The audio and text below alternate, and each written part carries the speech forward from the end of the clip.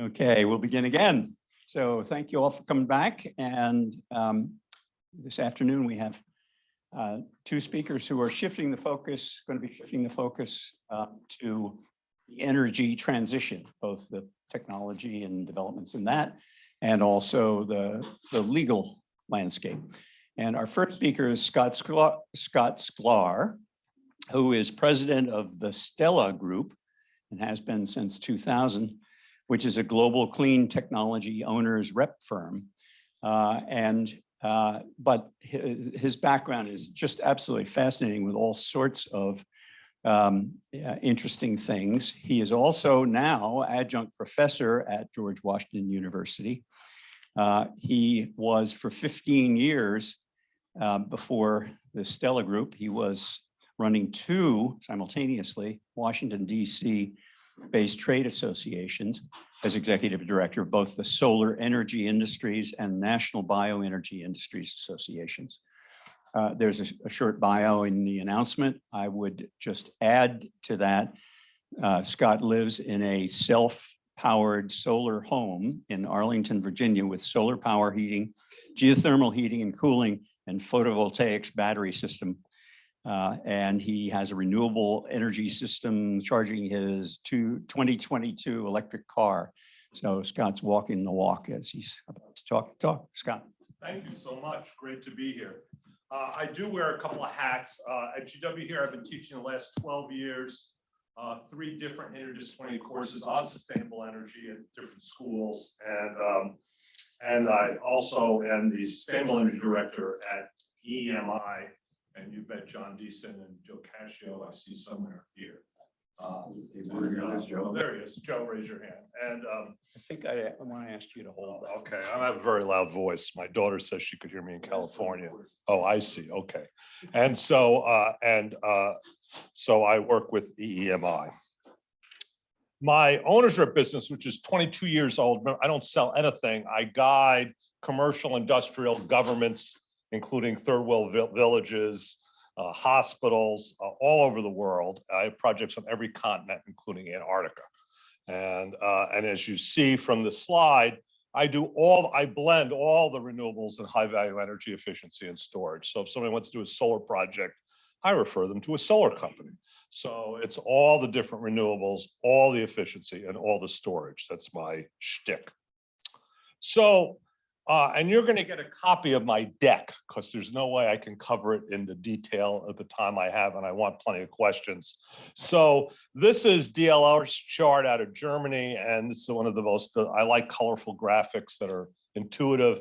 And this shows how much energy we get in a day from on our planet, more than we use. We get more than 2,800 times more solar energy than we use, 200 times more wind, 1 times more hydropower, 2 times more wave and tidal, 5 times more geothermal, and 20 times more biodegradable biomass.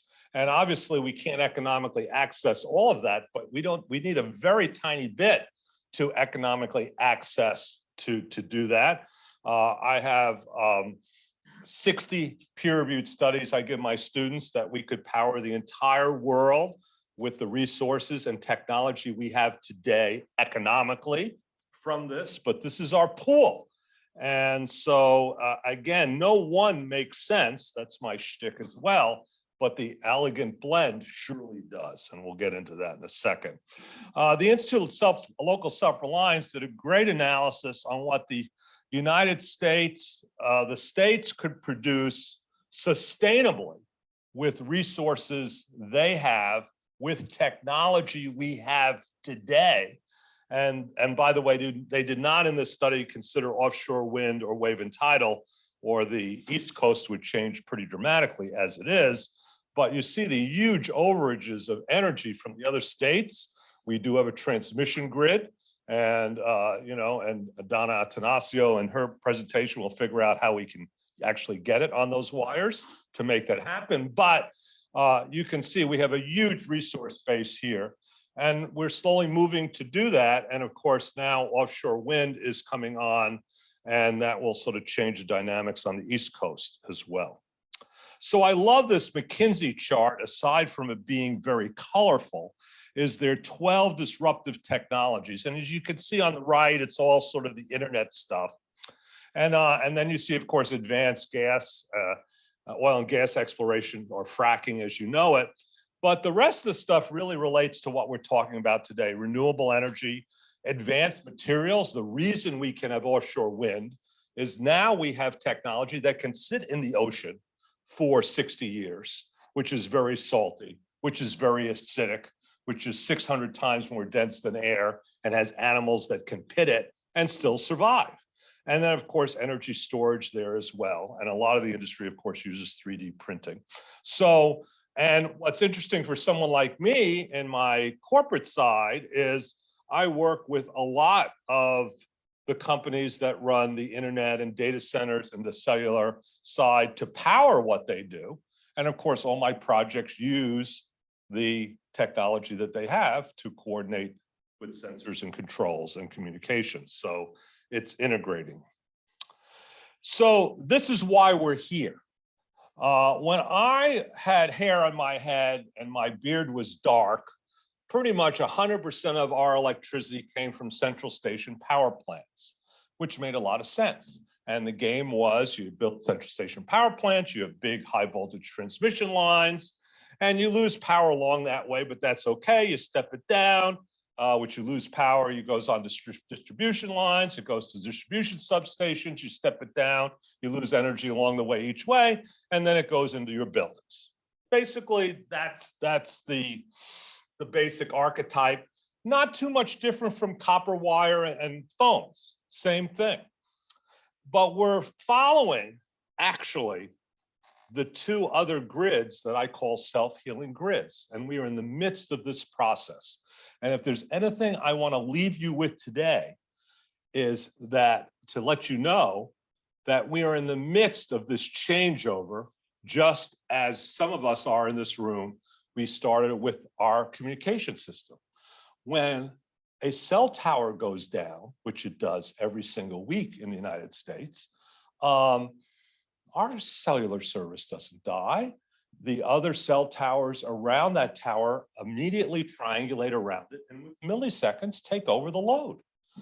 And in the internet, we lose data centers once a month around the world. Your internet doesn't go down.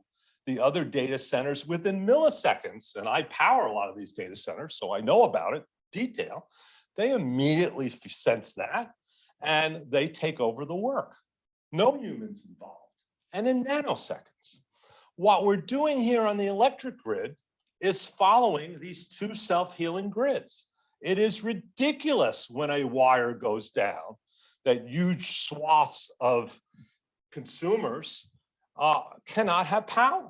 It's just nonsense, and there's no need for it. So that's really what we're moving. So yes, we'll have central station power plants, no question, but you'll see a lot more generation along transmission lines, at transmission and distribution substations, at distribution lines, and at the end user at the site of those who need energy. And in between all that, you'll have tons of energy storage. And that means pumped hydro, the lowest cost energy storage, which we have lots of gigawatts of, and batteries, and compressed air and liquids, and flywheels, and all sorts of other kinds of technology, which I'm very much involved with, so that when a line goes down or a generation plant goes down, you don't see the crash that we saw in Texas during the wintertime, or doing Ida that brought down the Louisiana grid just a while ago. Your functions, continuity of operations, as we call in the military, can continue on. And that is the game. And hundreds of billions of dollars of capital, both public and private, are moving in this direction. And that's what I want to leave you with here.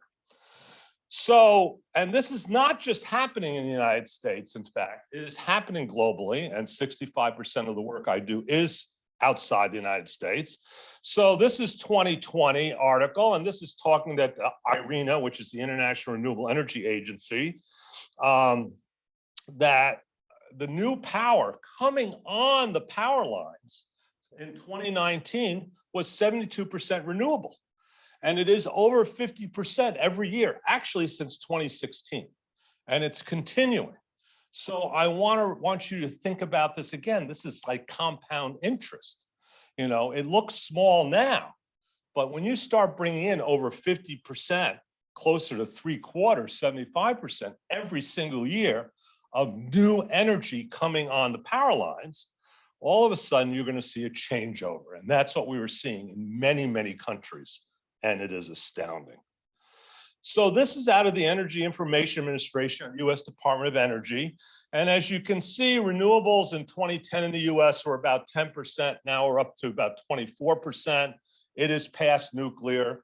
It is past coal. When I used to talk about this in the 70s, and I worked for 10 years in the US Senate in the 70s, and people would laugh when I would talk about renewable energy, guffaw, in fact, and none of them ever thought it would ever reach 24%. And let's get to what FERC says in a second. So this came out this year, Federal Energy Regulatory Commission. And basically they said the first half of 2022, 2/3 of new capacity came from renewables. And so, and then we have, they say further down here that we have about 66 gigawatts, 66 nuclear power plants worth of power that is high probability to come online reasonably quickly.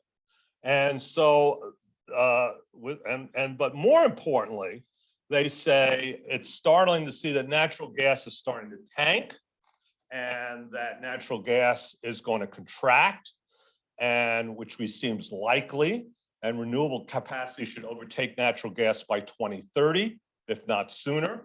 Moreover, coal share of the nation's generating capacity would fall from 17.66% to 15%, and nuclear power from 8.17% to 7.84%. So what we're seeing is gas is sort of at a hiatus, not some due to price, but some due that we are bringing a lot into Europe to stabilize their economy. And renewables are the lowest cost option. And you're going to see more and more of that. And so I have all the links for that. This is April 2020. Germany exceeds 50% renewable energy use milestone, the 4th largest economy in the world. And that's going to continue, obviously. A lot of us are working. In fact, most of natural gas in Germany is used to heat buildings, not to produce electricity. And we're working with them on electrification using heat pumps, solar-assisted heat pumps for that, rather as a way to follow the United States on what we've been doing in building electrification. And this is out of Navigant 2019. They use Lazard. Lazard is probably the top-notch economic analysis firm in energy, in all energy sources, not just what I'm talking about. And basically they're saying renewable energy continues to be cheaper than natural gas and coal. This is actually a wonderful study, and it is obviously doing that. And we'll talk more about that in a second. But I do want to stress energy efficiency. If you took any of my 3 classes at GW, the first thing I tell my students, and I tell them every damn class, and they hate it, that by the end, their brains are going to explode. It is always less expensive to save energy than generated from any source. Always, every single time. It's actually ridiculous that we go and want to generate to meet electric loads that are bloated, that are not necessary. In fact, when we put in LEDs, we obviated 68 giant power plants in the United States. They no longer needed to generate. It wasn't an energy climate change thing. It was, these were less expensive and they last 22 years. Why would you want anything else? Well, I can go down in every part of a building or end use or infrastructure and do the same thing. I'm not going to bore you with that, but there's no question. So Lawrence Berkeley Lab did a great study, one of the Department of Energy labs, and they looked at energy efficiency programs that the states and cities do to educate people and help them along. And basically it costs about 2 to 3 cents a kilowatt hour to do these programs to offset 8 to 11 cents a kilowatt hour. Why wouldn't you want to do that? It's sort of crazy. You wouldn't want to do that. So there we go. The American Council for Energy Efficient Economy, this is the nonprofit efficiency think tank in the world, based here in Washington, in fact. And they said in their study that US could half US energy usage by 2050, which means cut greenhouse gases in half by 2050, using energy efficiency. Energy efficiency is lower cost and it is faster than any kind of generation or storage approach. Absolutely, bar none. So why, as a society, we would not want to do that? And of course, it creates a ton of jobs. And we'll get into that in a moment. So I then start thinking, well, you know, what you want to do is to two-step this process. You want to bring in energy efficiency, and then you want to take a look at all the renewable energy options. And I read these studies that the world should be all solar or should be all wind. What nonsense. In fact, you want none of that. Why would you want to cover farmland, unless you're doing agri-photovoltaics, with solar panels? You don't want to do that. So we have biomass, and being human beings, sewage, water treatment, food processing, agricultural waste, contaminated grains, manures, put out a lot of methane. You all know, you've already heard from the speakers, methane is the most potent greenhouse gas, the fastest driver. You want to intercept that methane and you want to turn it into energy. So that's happening. And that could meet, according to Oak Ridge National Labs, the National Energy Laboratory, about 18% of US energy needs. Geothermal, which is in the center of this earth, is 9,000 degrees Fahrenheit. I want you to think about what most of our electricity, how we make it. We take uranium, oil, coal, natural gas, heat up water, create steam to turn a steam generator. That's what we're doing. Well, we have 9,000 degrees in the middle of the earth. We don't have to burn anything.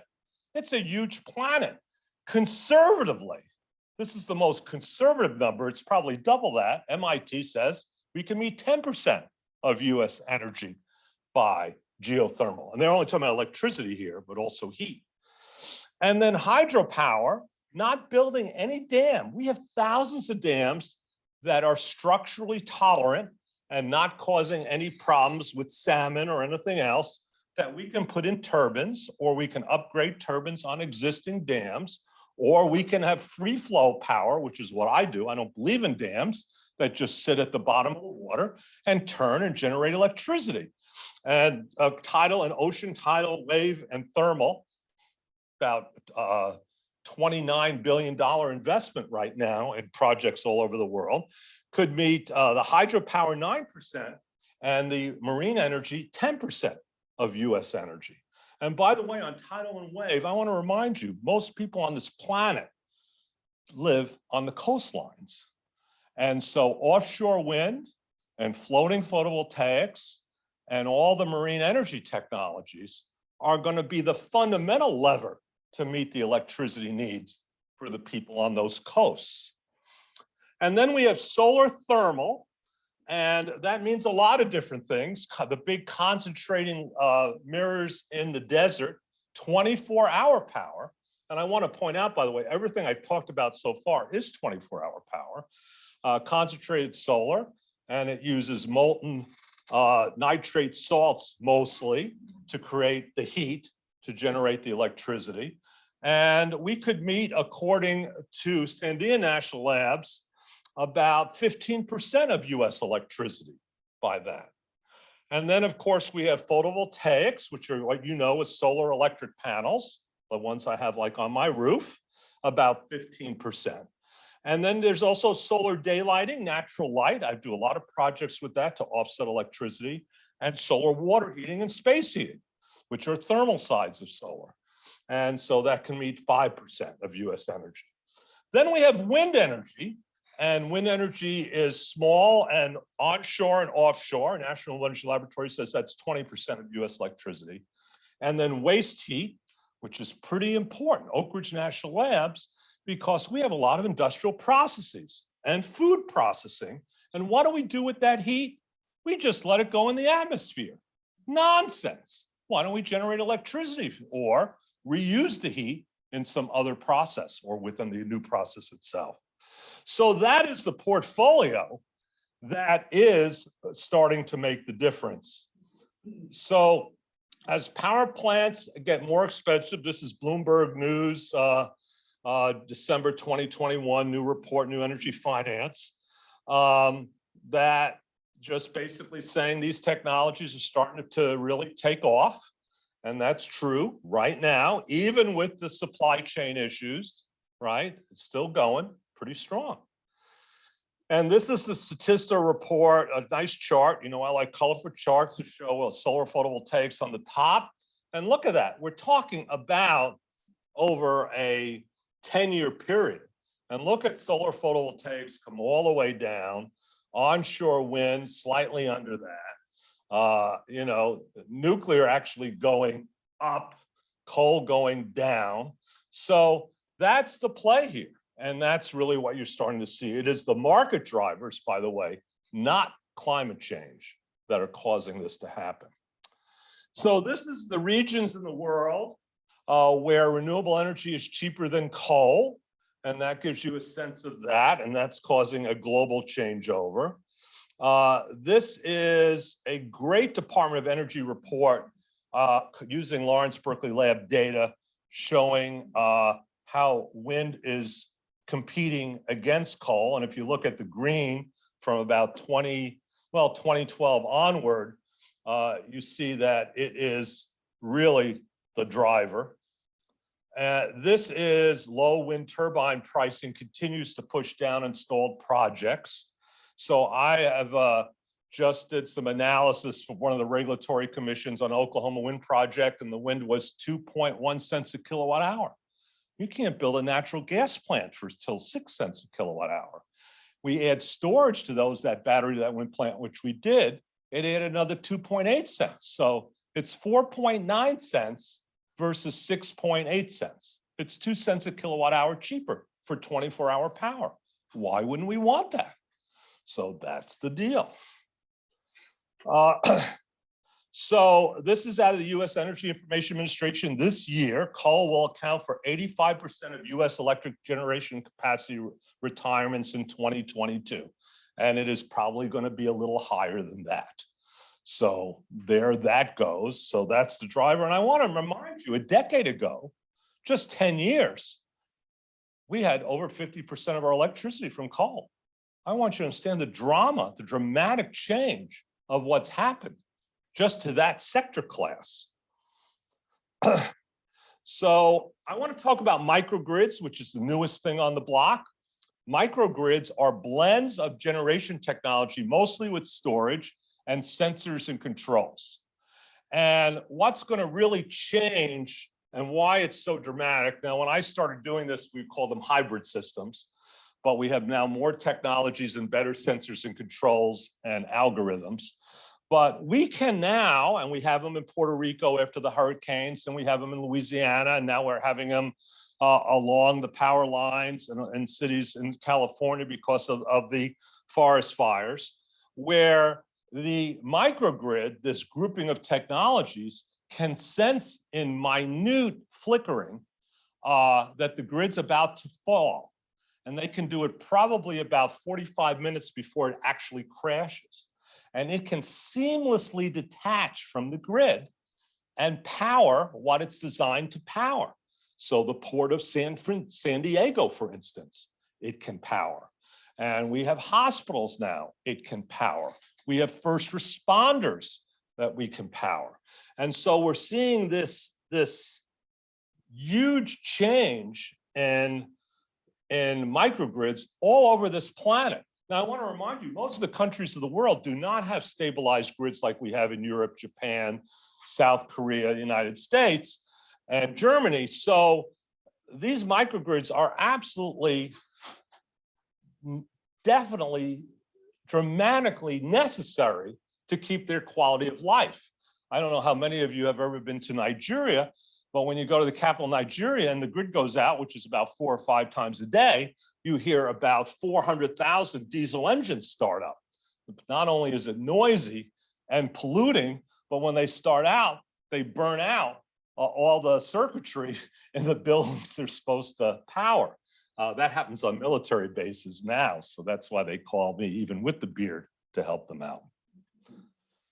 So energy storage, this is the cheapest, the lowest cost kind of storage on the planet. Is called pumped hydro, meaning at nighttime, when most people don't use most power and you have your power plants, you pump it up a hill or a mountain to a tank or a little reservoir or a little lake in a pipe.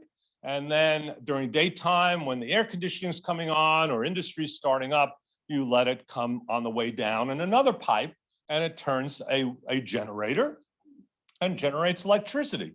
It is about half the cost of batteries. It lasts about 70 years plus.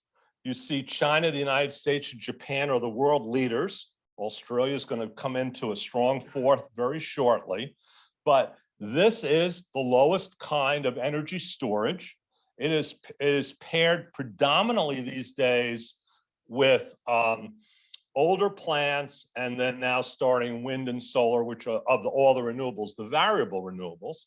And it works very well and is very cost effective and very reliable. As far as I know, I've tromped along pipelines on this with heads of the different national environmental groups. I can't find any damage environmentally on these putting pipes up a hill. This is an NREL study last year, a National Energy Laboratory at the Department of Energy, saying utility scale solar storage prices dropped 12% in the last year. Supply chain worries loom, but again, it was the end of December. We already had supply chain. It's going fine. We're seeing large solar and large wind projects with big battery banks, and that's the big changeover. This is Energy Information Administration this year saying recent trends in growth in utility scale batteries. It's probably about 15 to 30% a year. I want to disabuse you of a notion you're reading about, and it also drives me a little crazy, even though my daughter says you cannot be driven where you already are, that the world is not totally reliant on lithium-ion batteries for energy storage. So, in fact, we are in a big changeover right this second. So the issue is, yes, we're going to have batteries. And by the way, there's a big secondary market for lithium-ion vehicle batteries in this market.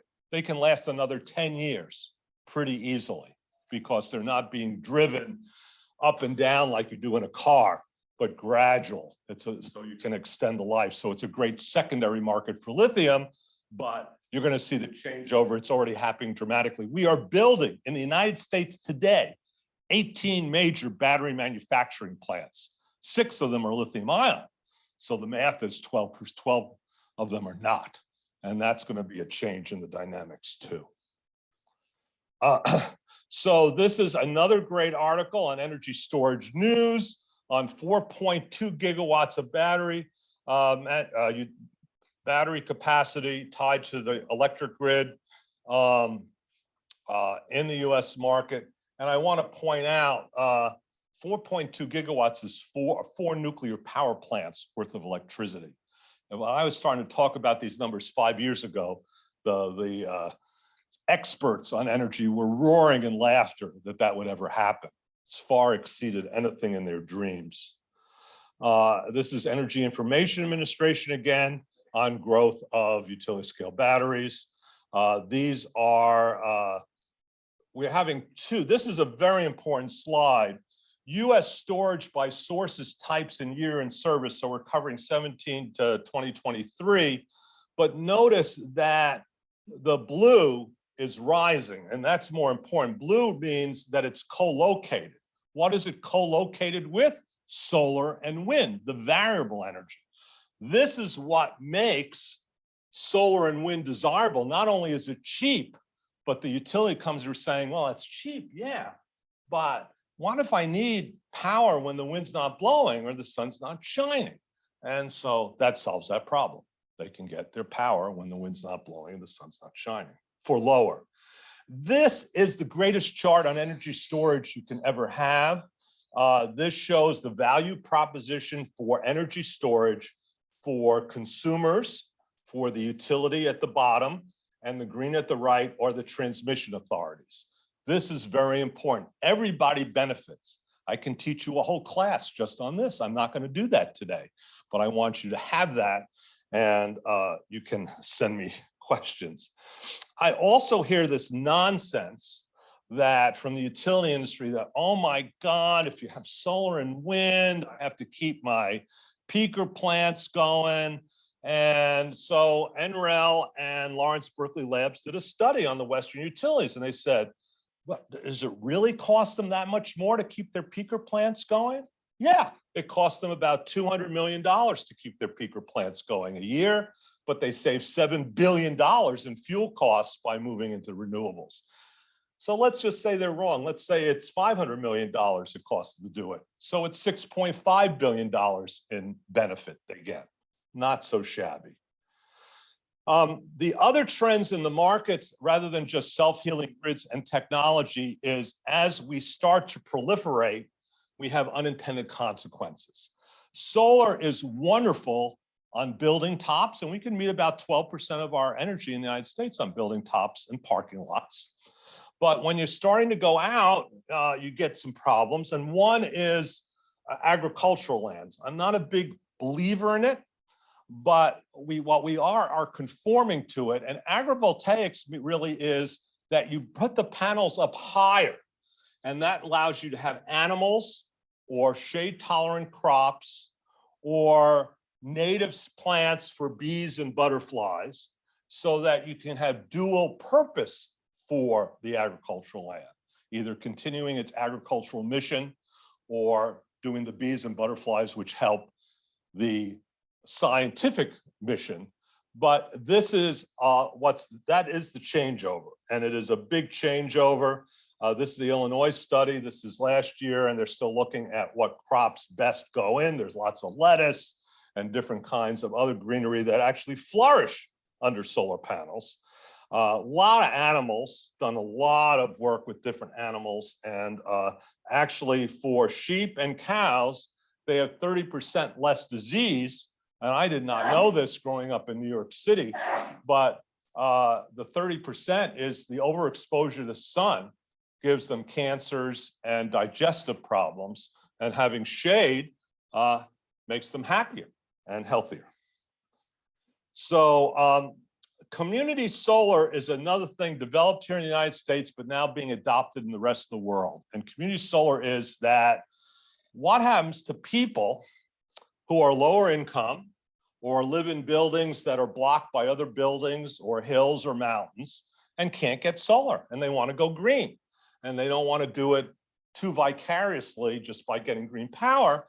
So there's been a movement which started, I think, around 2015. So it's about 7 years old, where the private sector and nonprofit sector come in and commandeer some land, usually given by a local government or a university or a closed industrial plant that's next to power lines.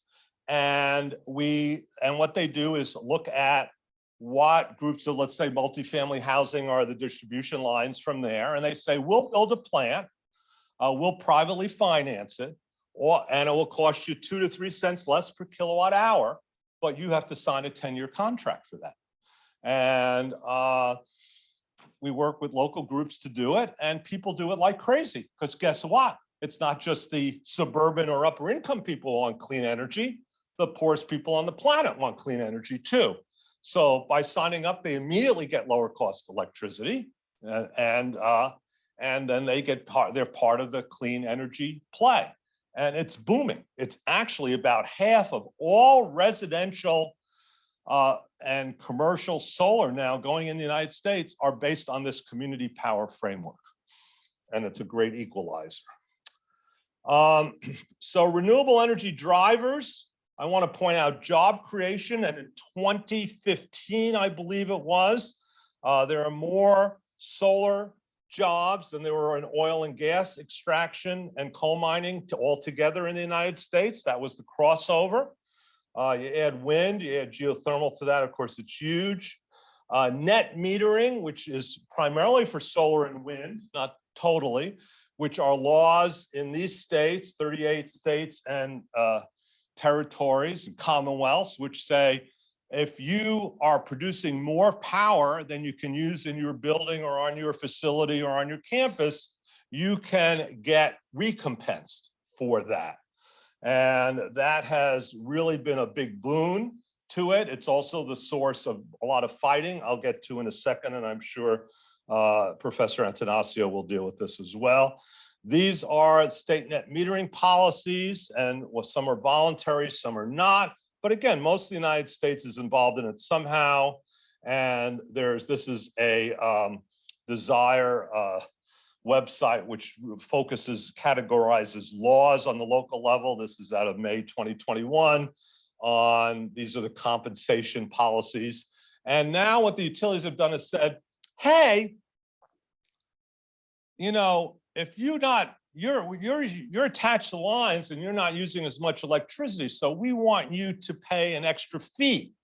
Now, this speaker doesn't believe in that at all. You should do what you do in the state of Virginia. You charge a transmission fee and a distribution fee to everybody. And then that's that, and you separate the issues out, but they try to do that. And so when I'm going into states that do that for my commercial industrial clients and institutional clients, say, fine, don't net meter, don't let it go on the grid, use it in your own building. It's worth way more. So it's going to backfire, but in the short term, it's a big issue.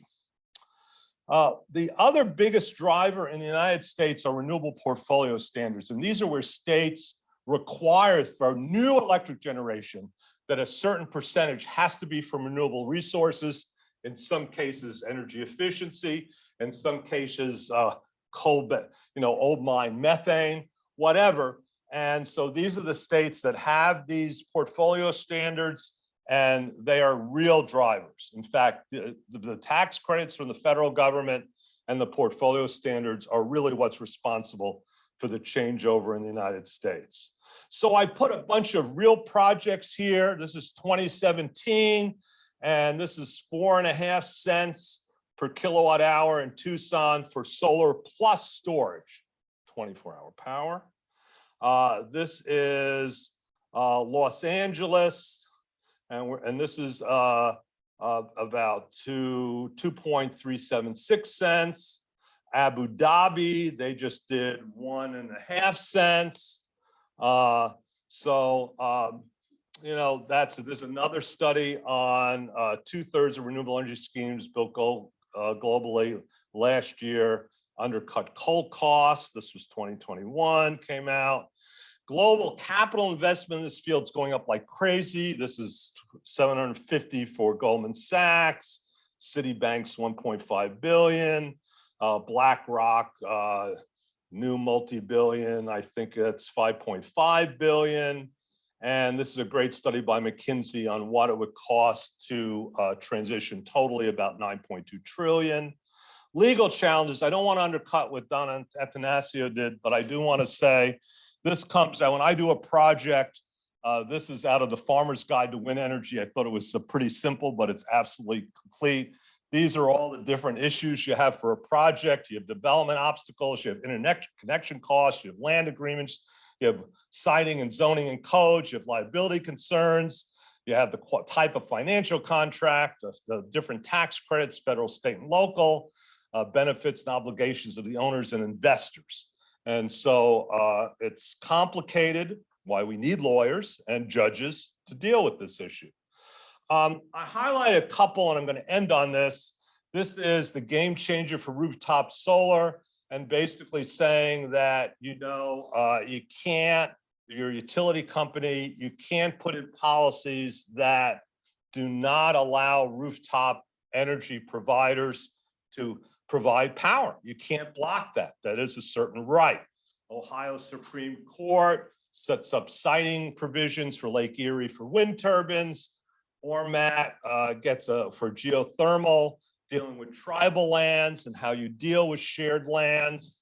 1 billion hydropower project on the Maine Supreme Court, bringing in Canadian hydropower from Canada.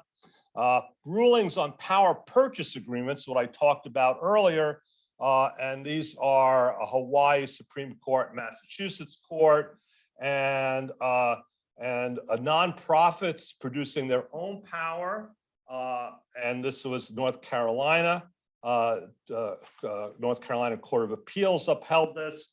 The point being, and by the way, I answer all my emails, and I expect to get these email questions from you, is that new technologies create all sorts of new kinds of issues, as we understand with computers and blockchain and cyber currency, no different than this. And we are slowly working through them all. And by the way, they're all starting to integrate together, which makes it even more complicated, sometimes more scary, but we're trying to do that. And with that, I'm going to end so I can get questions. Thank you.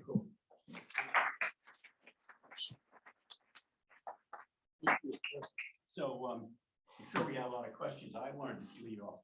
Well, you're allowed. You're like the lead guy. So I saw you had that list of all of the clean energy contributions and efficiencies and their various percentages. Right. And I quick added them up and there was 145% if I added right. Correct. I might have missed one. Good math. Good math. Get into math courses. So that means it's more than what you need. Correct. Which is good. Which is absolutely fabulous. So the question that I wanted to ask is, okay, you got more than you need, but it was clear that some of those things could not happen right away. Correct. And so what is your observation about the time frame of implementing these? Well, when I talk to local governments in particular, and I'll just say institutional and corporate campuses, because they're big pieces of, first thing, energy efficiency. Again, it's fastest and lowest cost, and you got to be crazy not to do it.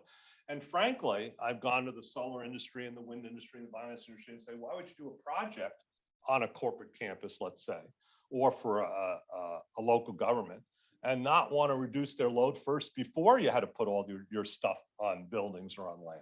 So that's the first, and that's doable. It's always lowest cost and achievable.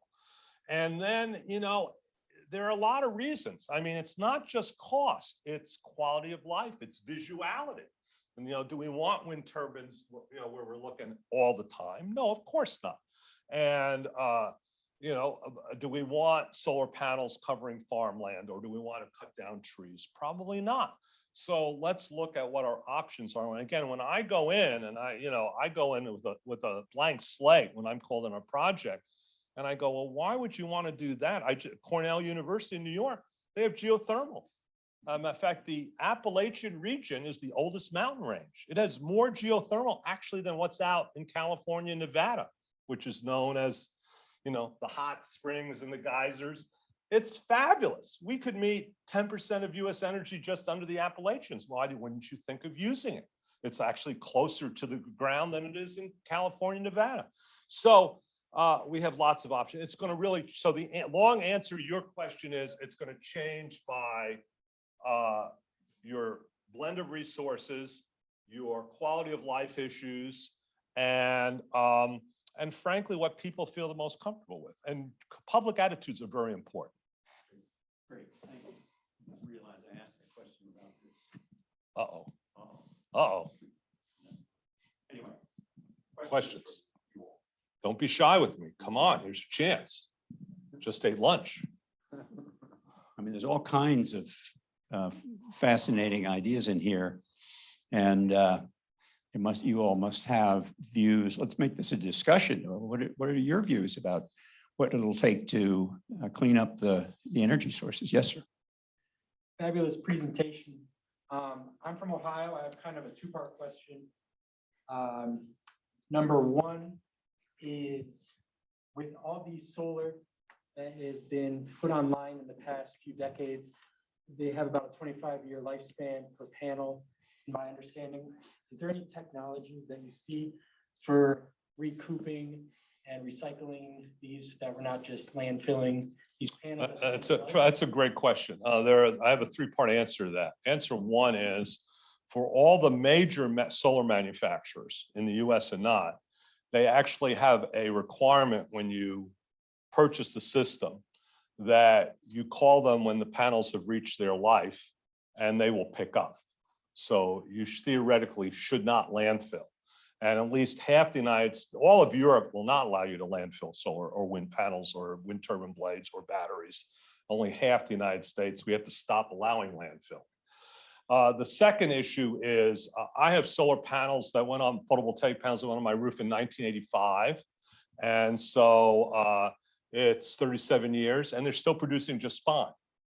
There's fundamentally no reason. Some of the older panels, the resin, the glue between the glass and the solar cells will have microscopic holes in it and water will get in and short it out.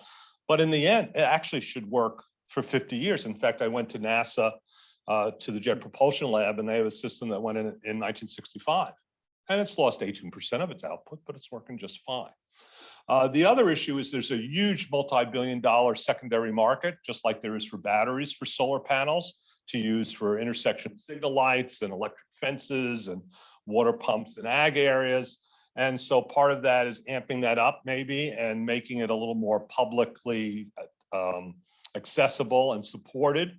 So we have a secondary market, we support it.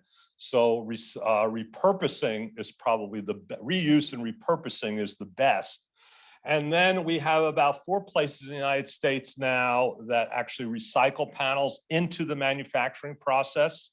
First Solar, which is the largest photovoltaic manufacturing company, I toured theirs, and it's very impressive. And there's fundamentally no technical reason, because remember, 90% of it is glass and aluminum. You know, it's the glass covering, or in some cases plastic, and the aluminum frame. You know, we do that every single day. That's not a big deal.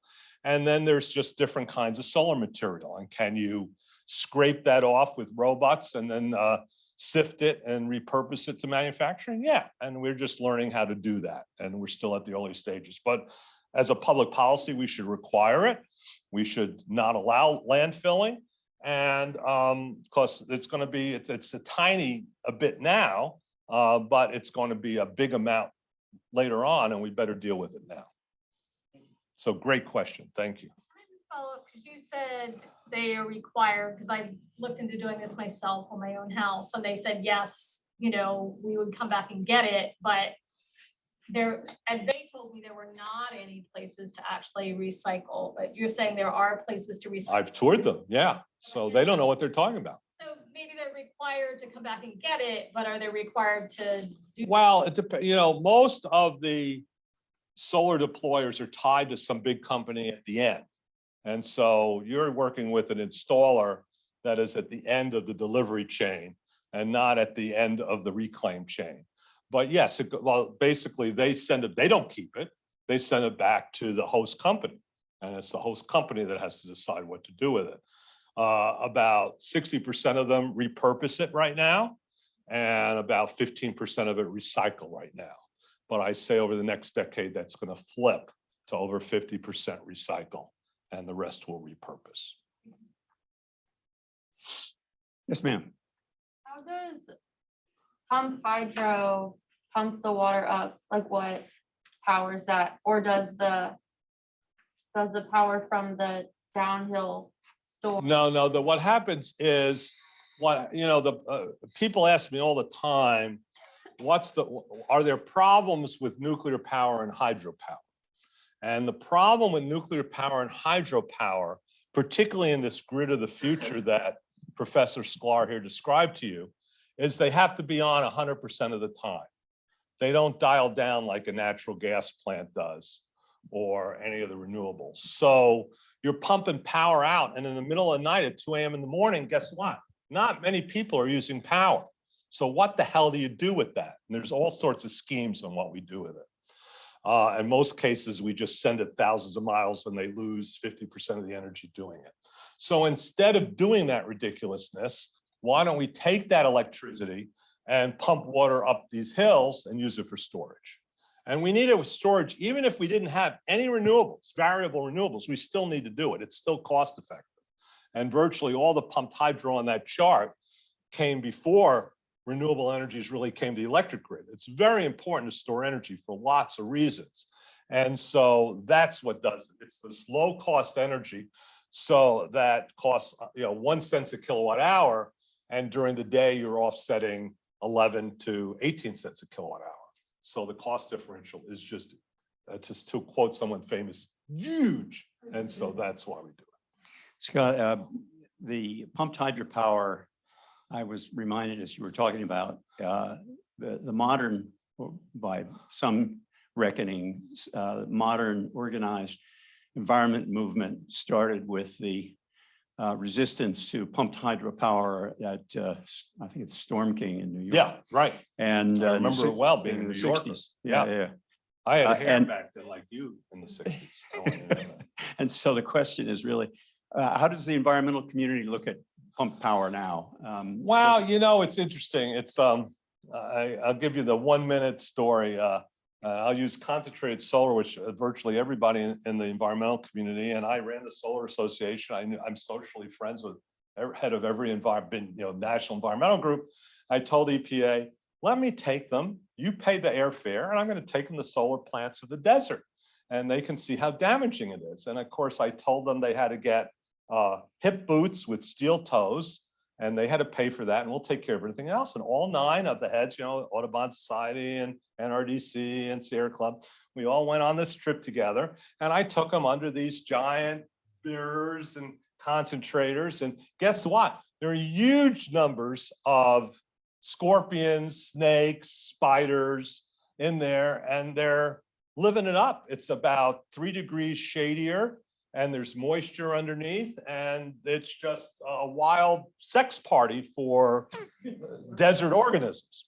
And I said, so the only thing it's not, you're creating more organisms, you're not creating less, so that's good news. You do have to be careful how you build it. And so you have to train people, and they have little cameras on their trucks, so they can only go 15 miles an hour not to squish the desert tortoise. And by the way, in California, they in their environmental agencies, they have people reviewing, going real time through those cameras, making sure the truckers don't squish desert tortoises. So you can build these things to do that. And pumped hydro is the same way. Fundamentally, the technology itself is benign. You do have to layer piping, 2 pipes. They're about this diameter, so about 8 inches to a foot. But generally, it's rocky, and there's not a lot of trees on that. And of course, there's not usually a lot of wildlife habitat you're ruining. There are some plants that are very fragile and live in certain places. So just like everything else, and we do that in the desert too, you have to bring in environmental teams to look at it, because you don't want to lose the last of a mountain plant that's in one place in the universe, and your pipe's going to squish it. But what's nice is you can move the pipe, 300 feet away and still make it quite economical. So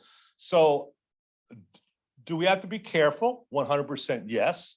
But can we make it benign? Absolutely. And it's a lot better than the alternative, which are leaving, coal plants operating or enhancing fracking. Yeah. So that's the issue. Yeah. That's the way I look at it. Other comments? Yes, sir. My name is Dan Kim. Thanks for the presentation. I remember in one of the slides, the cost of nuclear actually goes up, and that's really interesting. Just wanted to ask about your thoughts, just general thoughts on that.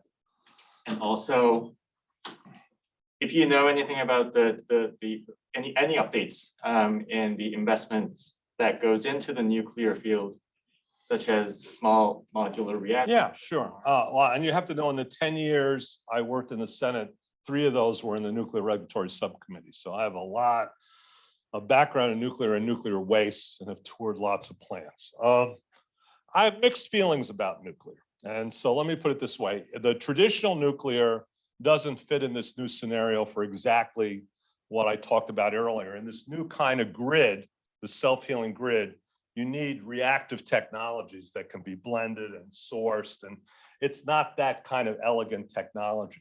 Small reactors may be different if they make them small enough.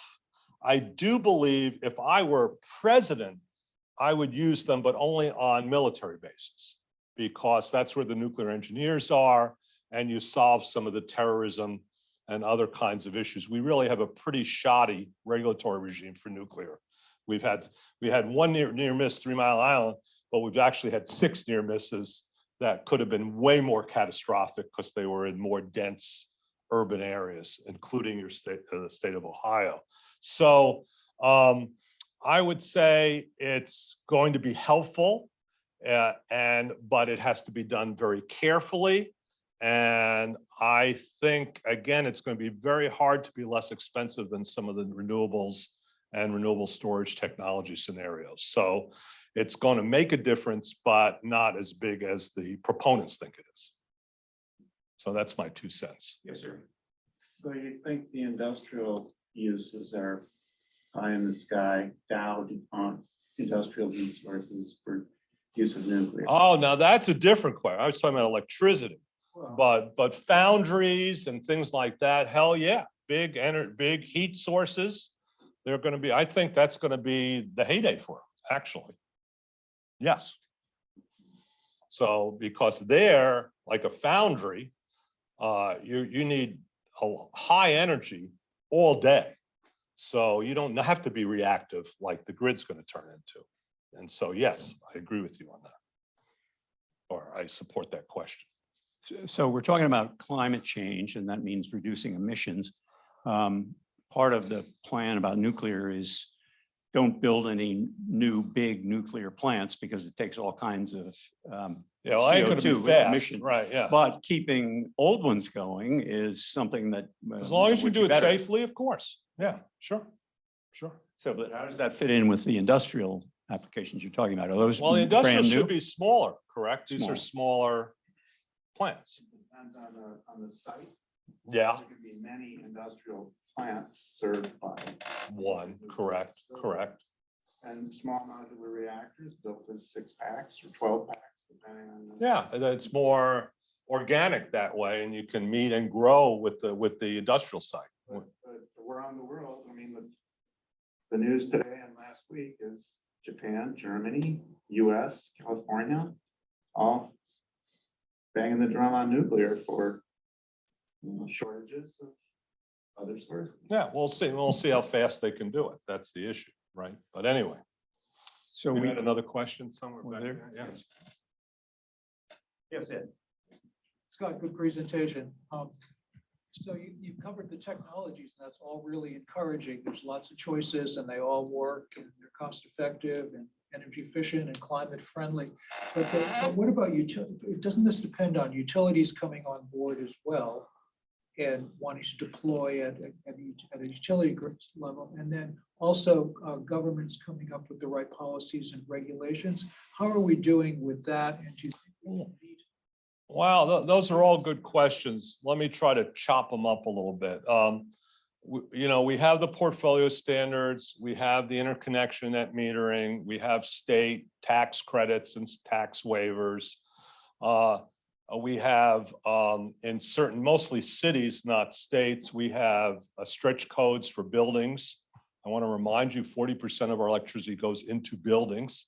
And once you build a building, it's there for 80 or 100 years. So you lock in what you're going to do. So we're a little weak on the building code side adoption, but we're sort of moving on that side.